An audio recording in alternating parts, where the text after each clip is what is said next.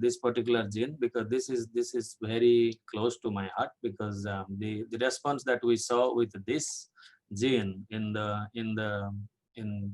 Arabidopsis as well as in rice was overwhelming. So we actually went ahead and then patented this gene.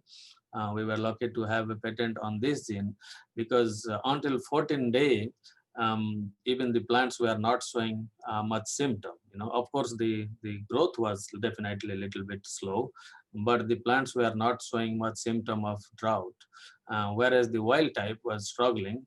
And then when we put them back into water, the wild type completely died, and this survived as well as it went up to producing the seeds. And this is a wild type which we actually took out from 7 day of stress. The one that we had at 7 day, we took out one of the plants of wild type, because we know that at 14 day it was dying. So we have 7 day that recovered, but then you can see the difference between these. And these are all actually even greenhouse and pot scale studies. So we have not done any field studies with any of these transgenics. If need be, or we definitely are looking towards doing that as well. So this is also again a very high root biomass. So we know that this root biomass is actually contributing towards the drought tolerance of these overexpressing plants, because we know there are actually genes for deep rooting that are contributing towards drought tolerance. So we are thinking that it may not be none of these varieties have DR01. I mean, Nippon berry doesn't have the DR01, but the one allele that is actually contributing to drought tolerance. But then you can see here that this gene is definitely contributing something towards the root biomass. And here the float leaf assay with the salt, under salt, clear-cut distinction between the wild type, under salt, and then the transgenic overexpressors. Here also in the hydroponics, the same thing. So we wanted to look a little bit more towards the mechanism of this gene. Okay, so we looked at actually under mannitol in mimicking the drought stress or osmotic stress by providing mannitol, and looked at the actin structure, because this particular gene actually is an actin depolymerizing factor. So what it does, we all know actin is actually one of the major components of the cytoskeleton. So when under stress, the actin is a very dynamic filament, right? So it goes from filamentous stage to the ground stage, the F to G, and that F to G interconversion is actually a dynamic process, and that process is somehow compromised under the stress condition. So because you need to have a constant supply of the polymerization of the G actin to the filamentous actin, so that there will be depolymerization to have the G actin accumulation. And we looked at the actin filament structure of these overexpressed plants. So the thing that I did not tell, one thing is we actually overexpressed the homologue of this particular gene from rice. So we overexpressed the rice gene in rice, and then the spartina gene in rice, right? So we are looking here, this is OSIDF2. That means this is the homologue of the spartina gene in rice. And as you can see here under control, these are actually the cortical cells. It's not like typical protoplast, but we try to extract the protoplast. It's very hard when you actually fix the tissues and then try to extract the protoplast. You would be expecting a lot of tissue breakage because they have been fixed. So we were not able to get the real spherical protoplast that you have seen. That is good from the live cells or live tissues without fixing. When you fix it with some chemicals, then it actually loses its structure. So we looked at the ones that we got from the cortical cells. And then you can see here under control condition, then the actin mesh is kind of very intact. But when you put it under stress, the spartina is still kind of, the actin mesh is kind of still better than what you see here in rice. Like it's much more chopped type, like it's fragmented. It's not really like depolymerized, but it's like fragmented. I'll show it in a couple of minutes what I mean by that. So you can have the actin depolymerizing factor would actually depolymerize, but if you see actually a lot of fragmentation, that means it is actually the impact of the stress, that it is not actually the G actin, but it's actually the fragmentation of the filaments. So we looked at that. So this is not actually a gene, that is not a transcription factor, or it is not, so it's not a kinase. So it is definitely not something that would be responsible, because when we did actually an RNA-seq of these transgenics, we saw a lot of kinases are actually being regulated by this gene in the transgenics. So that actually led us to the hypothesis that maybe this gene is not itself a transcription factor, but it's probably working actually as a transactivator. So we actually try to prove that one by seeing the protein-protein interaction of this gene with few genes which are known in the interaction network. For example, the calcium-dependent protein kinase and the adenine cyclase, or the WD40 protein, or even the calmodulin receptor like kinase. So you can see here, this is with spartina. In spartina, wherever you see here for calcium-dependent protein kinase, the signal is very weak. But in rice the overexpressing plants of OSIDF2, the rice gene overexpressing plant, is actually having a strong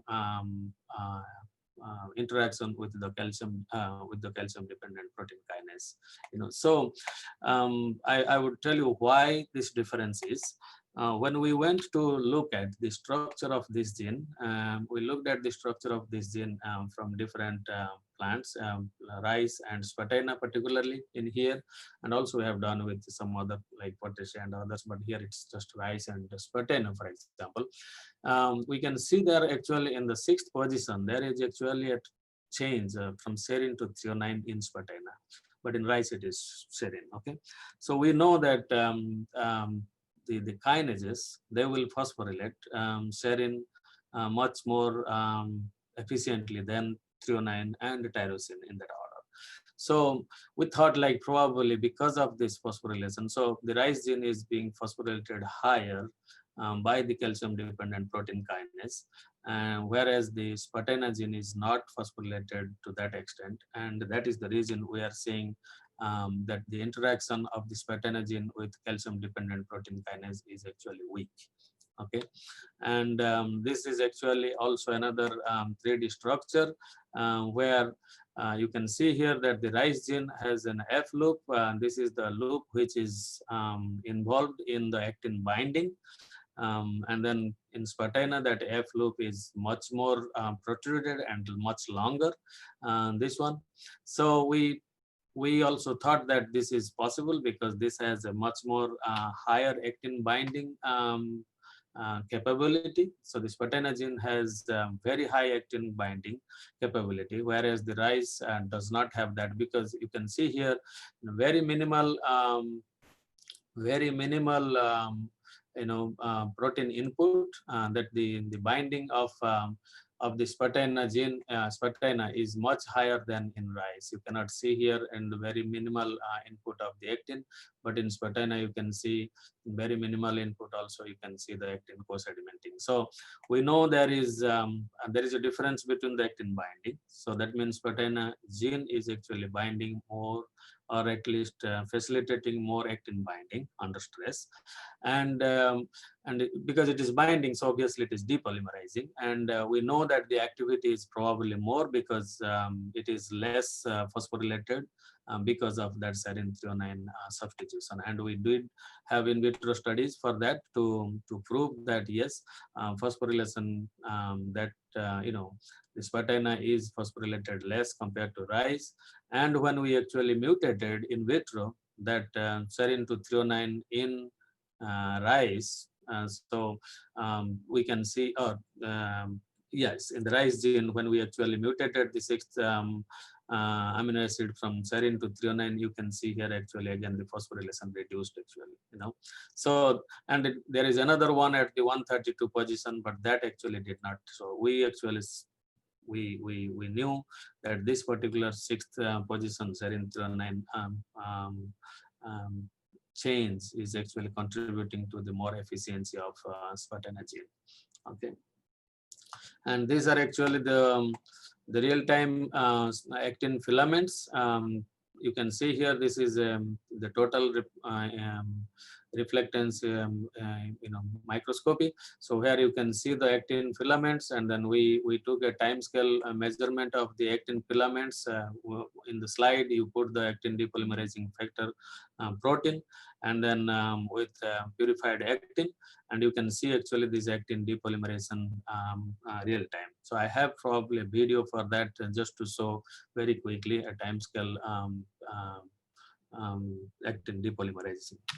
Okay, so here it is. This is actually the, how do I do that? I cannot seem to have the video running for this one.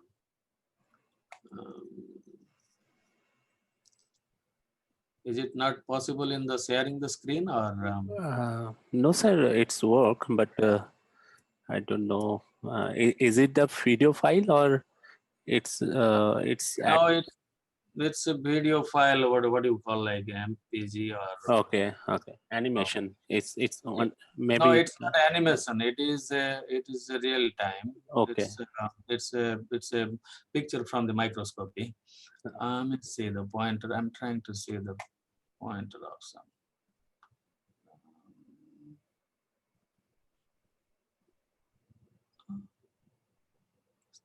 You may choose the laser pointer.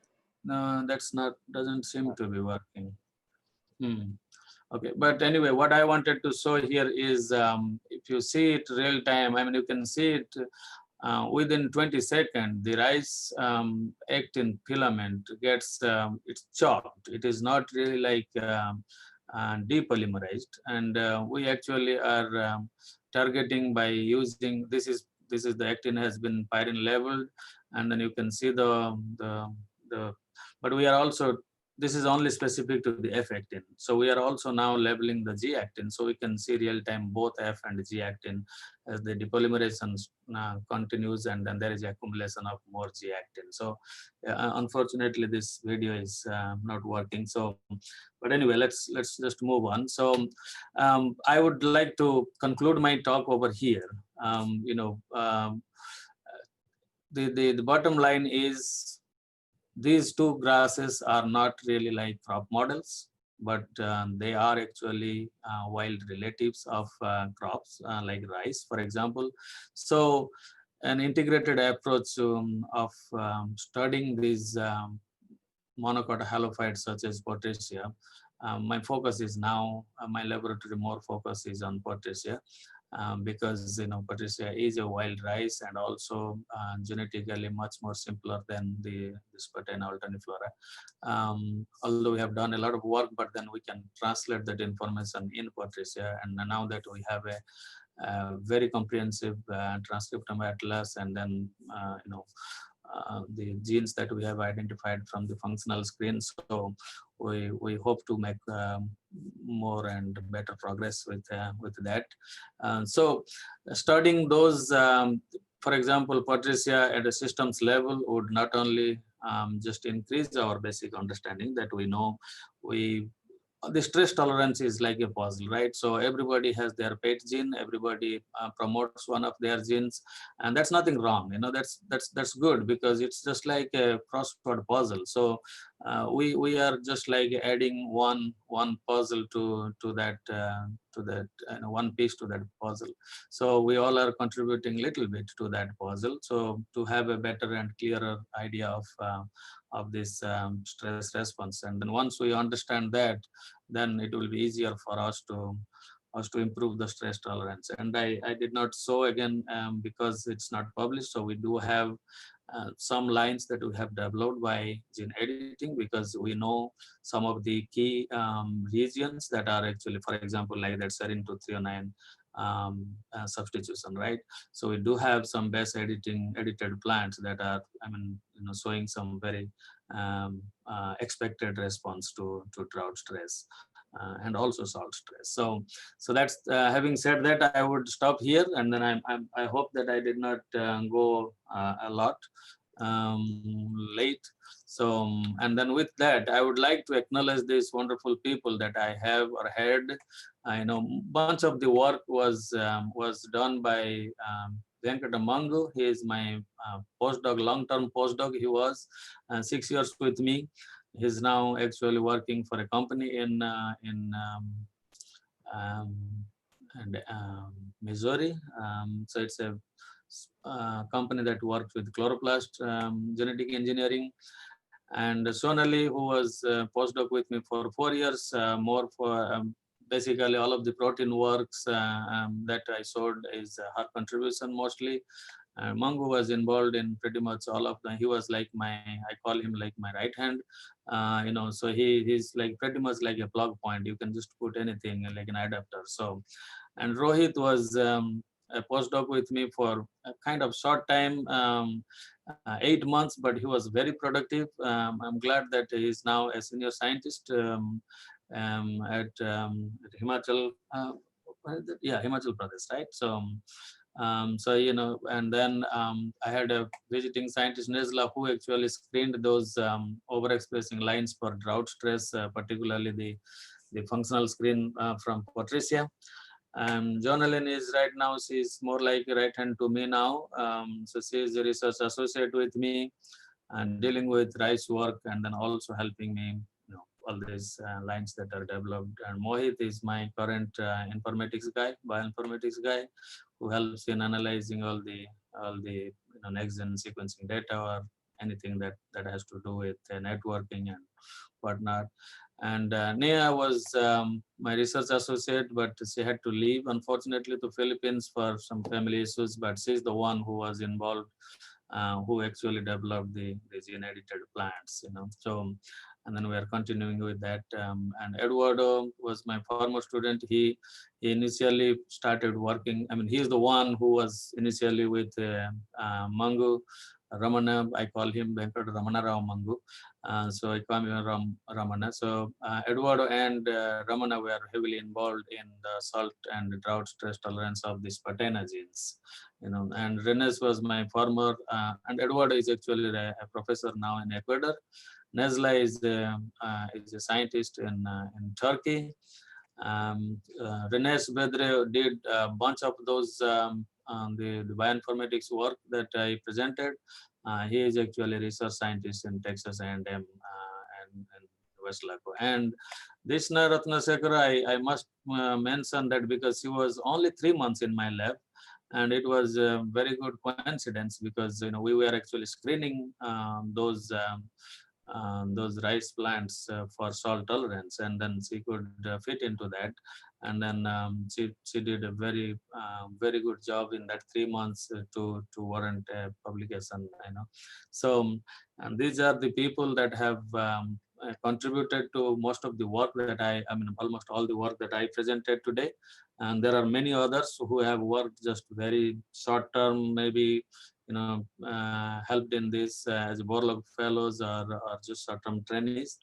And I have a very big group of collaborators, Andy Pereira from University of Arkansas with my rice work, and Rodwing with the Portesia work, and then Dr. Rajasekaran from USDA. He's just opened his lab for me, like anytime our microscopy studies in addition to our microscopy facilities, and also the tobacco work is contributed from his lab. And these are the people with the rice screening work, mostly for the aerobic or drought screening. And I did microarray in Dr. Galbraith's lab in Arizona back in 2008-9, so that deserves to be acknowledged. And also the scientist of the coastal plant group in LSU, and because that is where actually I started here as a postdoc in the coastal plants program. So there are some scientists like Dr. Harrison, Dr. Subudhi, among several others that also need to be, or I do acknowledge and then appreciate their help and then support. And of course, none of this work will be possible without money, funding support. So, the funding support from USDA, National Institute of Food and Agriculture, USDA, and then the Louisiana Rice Research Board for some time, and then of course my institute, LSU Ag Center. So with that, I would like to